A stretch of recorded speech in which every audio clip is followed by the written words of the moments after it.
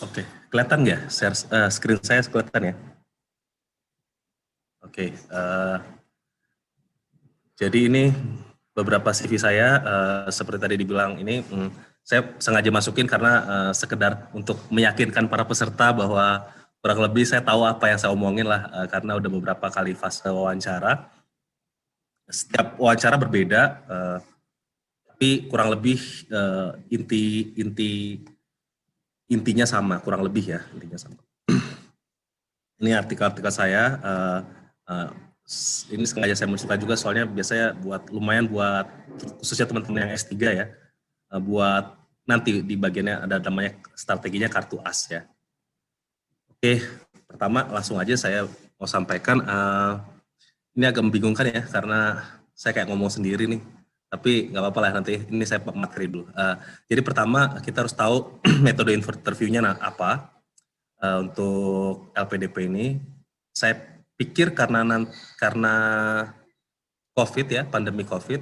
Oh sorry saya sampai lupa saking fokusnya pengen presentasi.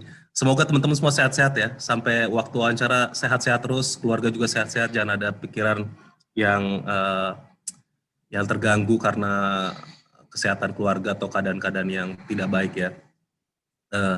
Jadi dugaan saya nanti seleksinya bakal online, dan online itu pasti berbeda banget ya, kayak saya sekarang lah ngomong sendiri gitu kan,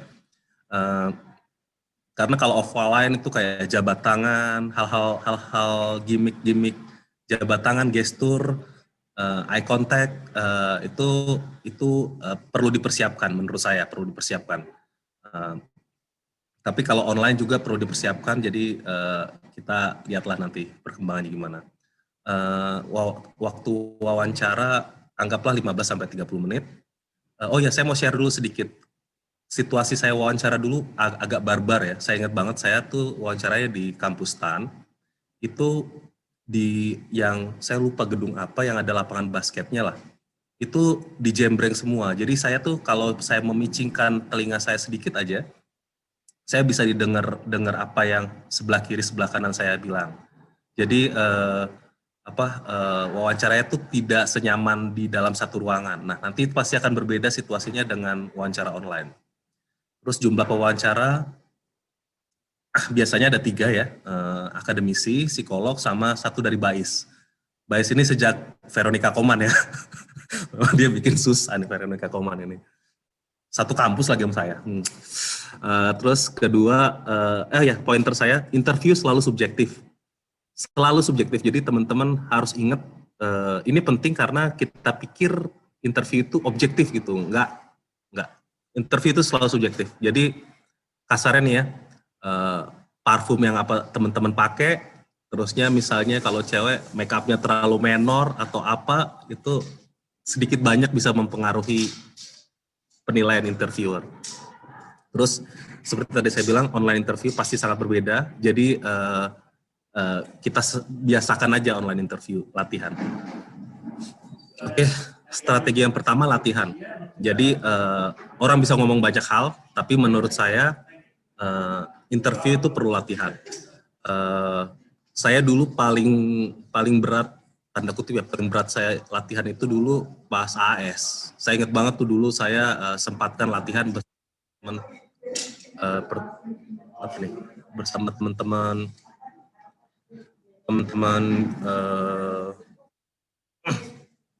ini agak banyak bunyi-bunyian. Apa ya? Saya nggak ngeliat message-nya nih. Nggak ada apa-apa ya. Nanti saya digangguin aja kalau ada apa-apa. Soalnya saya nggak lihat message-nya. Saya cuma lihat slide-nya. Jadi penting buat latihan. Latihan itu nggak perlu teman-teman tuh harus ahli banget yang yang udah lulus beasiswa. Itu bagus kalau bisa dapet resource kayak begitu, bagus banget. Tapi kalau nggak pun, yang biasa-biasa aja nggak apa-apa, istri atau suami itu it's good, rekan kerja itu bagus, kepala seksi atau atasan itu, atau kepala kantor atau kepala subdit itu juga bagus. Yang paling penting teman latihan ini bisa menjawab 2 hal nih setidaknya. Nggak perlu tahu misalnya mau mau PhD atau master ekonomi nggak perlu tahu ekonomi, nggak usah. Tapi 2 hal aja nih. Pertama, kamu look genuine nggak? Kedua, mereka percaya nggak apa yang kamu bilang gitu. Terus selalu saya bilang begini, kalau teman-teman yang nanya masukan saya bilang begini, kalau kalian latihan wawancara itu bukan supaya bisa menjawab semua pertanyaan. Bukan berarti, ya itu bagus, saya suka kasih tahu, coba kasih random pertanyaan random dari teman wawancara kamu. Apa kayak misalnya tiba-tiba makanan apa yang kamu suka gitu. Itu penting karena nanti kita banyak kadang-kadang, apalagi LPDP ini kalau teman-teman suka baca Twitter, kadang-kadang ada pertanyaan-pertanyaan aneh. Misalnya, bagaimana pikiran kalian, pendapat kalian tentang pernikahan sesama jenis gitu. Maksud saya sih nggak pernah dapat pertanyaan itu ya, tapi ya di angkatan PK saya ada aja yang dapat gitu. Atau misalnya, cewek ditanya kenapa nggak pakai hijab gitu. Hal-hal kayak gitu menurut saya itu cuma noise aja ya. Maksudnya tentu aja mungkin terlepas kita setuju atau tidak setuju pertanyaan-pertanyaan kayak gitu, menurut saya karena saya percaya interview itu subjektif, ya kayak telur atau ayam duluan. Kalau menurut saya karena kita pingin lulus, kita nggak usah pikirin itu, yang penting kita pikirin gimana menjawabnya aja gitu ya. Jadi nggak usah tadi saya bilang tujuan latihan tuh bukan bisa menjawab semua pertanyaan, tapi supaya kelihatan genuine dan nggak terganggu ketika ada pertanyaan-pertanyaan aneh gitu, nggak panik gitu. Terus ya tadi latihannya metodenya sama, kalau nggak yakin coba aja keduanya. Jadi kalau misalnya estimasi kita atau kita tahu bakal online, latihannya online juga, walaupun mas pause, walaupun agak aneh ya lihat-lihatan laptop, tapi coba online karena beda banget. Ini saya kayak sekarang aja beda banget. Terus biasanya orang pewawancara atau psikolog tuh suka bilang, ini saya jahat ya, ini nggak ada orang psikolog kan, tidak ada jawaban yang benar salah gitu, bohong.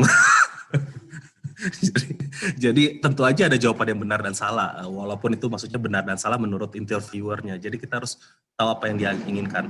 Nah ini mungkin udah bisa dibaca ya, kalau akademisi biasanya pengen tahu tujuan studi, kapasitas akademik kita, psikolog mengetahui kapasitas personal kita, bias pengen tahu pandangan ideologi kita. Jadi paling pertama penting pahamin tujuan studi, uni, major, supervisor, riset. Terus kalau kebetulan saya juga mengalami ini, berhadapan sama doktor ekonomi lah pas di wawancara saya. Jadi pahami state of the art studi Anda. Misalnya mau belajar ekonomi, mau belajar public policy, pahami state of the art, pahami jargon-jargon. Jadi kalau misalnya dibilang apa tapering atau taper tantrum apa, ya jangan gagap banget gitu, jawab sebisanya, jangan sotoy, tapi juga jangan hilang apa ya, konsentrasi gitu. Terus pahami kapasitas personal, kekuatan, kelemahan, tantangan. Khusus studi luar negeri kita harus acknowledge tantangan selain studi ya. Saya mau cerita gini, kalau saya suka bilang begini, kalau kita kuliah ke luar negeri, sebenarnya menurut saya akademik itu cuma tantangan nomor 2 menurut saya, tanpa mengecilkan ini ya kesulitan kuliahnya ya. Tapi kadang-kadang tantangan yang itu misalnya kita homesick, atau misalnya kita keluarga kebetulan nggak dibawa, anak lagi sakit atau seperti itu, hal-hal seperti itu kita harus bisa acknowledge gitu, karena kita nggak bisa bersama mereka di waktu yang sama. Jadi meng-acknowledge itu akan membuka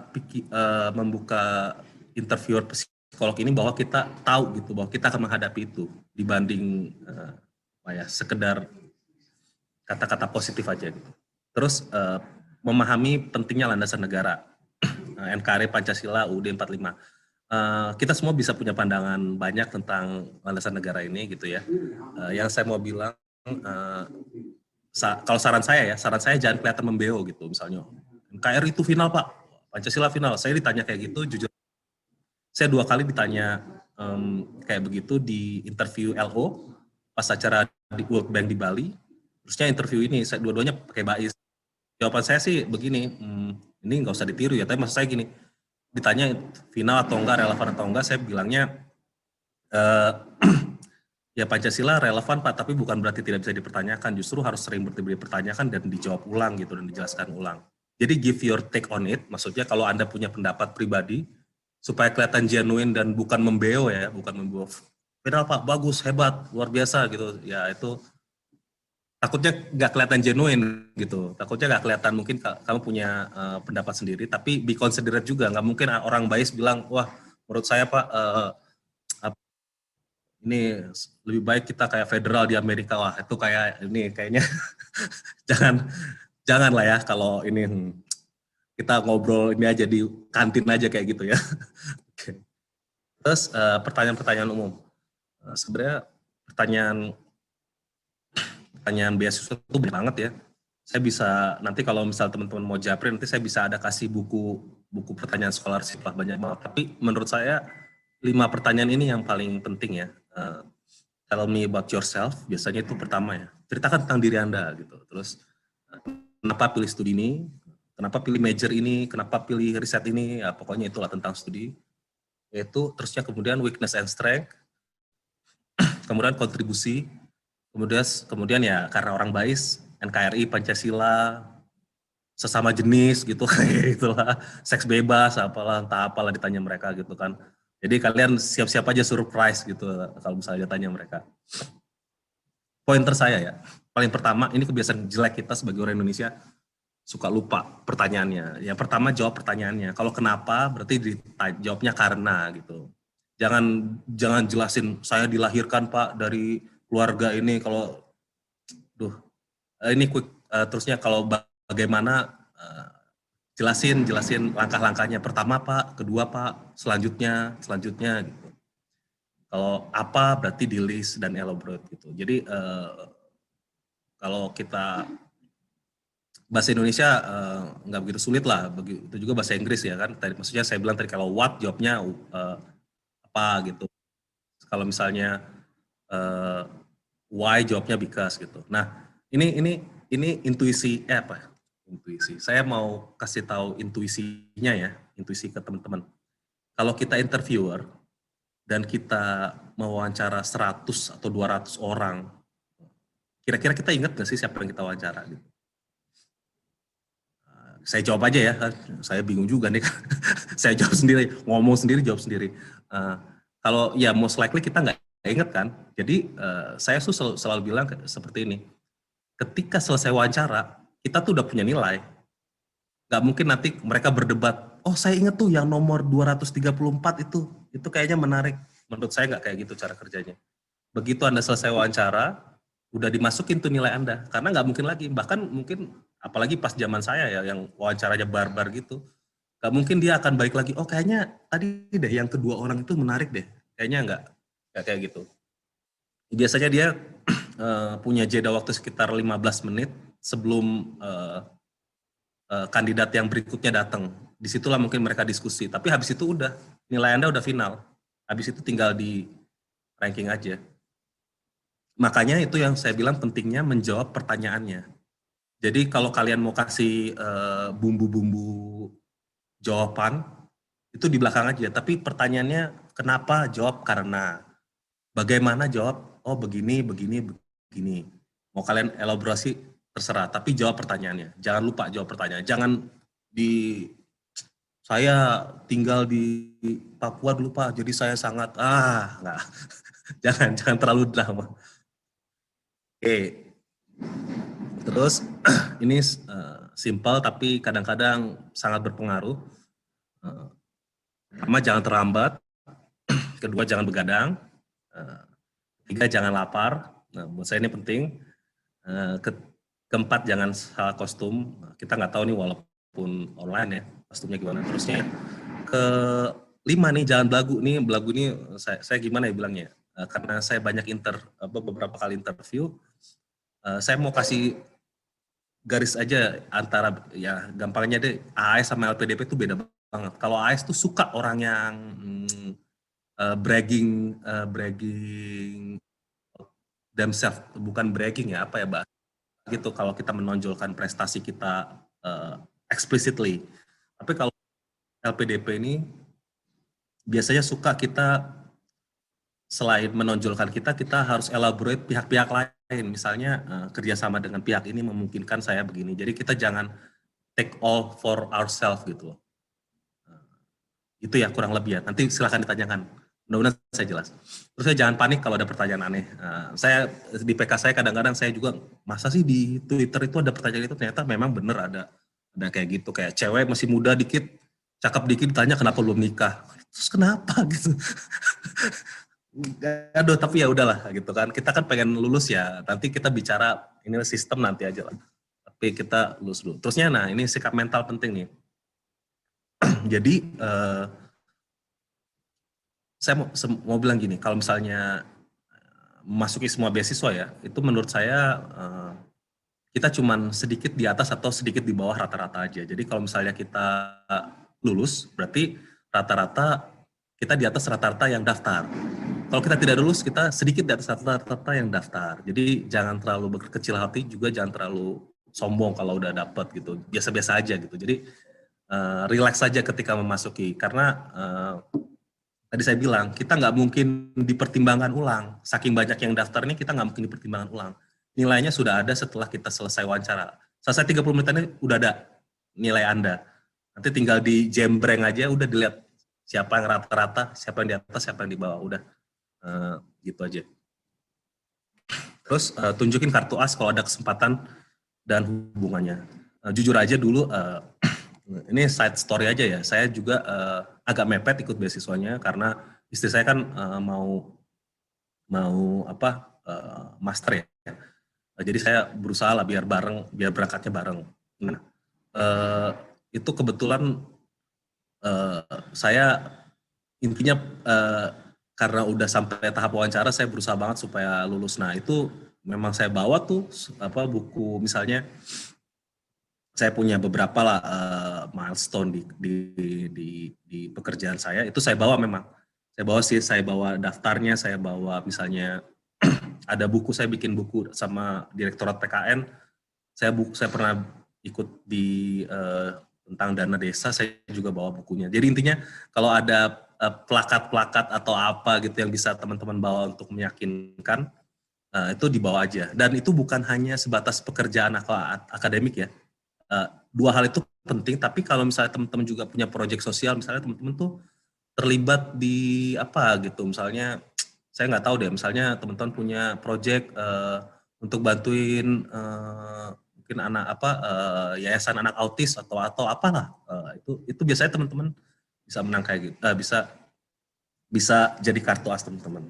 Terus ada juga komitmen itu misalnya teman-teman udah komunikasi dengan supervisor, udah dapat LOE, itu kan komitmen ya, artinya udah melakukan bahkan apa ya, sebenarnya kan nggak perlu dapat LOE, tapi teman-teman udah dapat LOE, itu kan komitmen teman-teman terhadap studi, itu tunjukin jika ada kesempatan ya. Sikap mental juga tadi saya bilang, orang LPDP ini khas orang timur ya, jadi tidak terlalu suka agak ini, jadi modest, maksudnya rendah hati tapi percaya diri. Oh, saya yakin saya bisa nih, misalnya bilang, ini saya yakin saya bisa.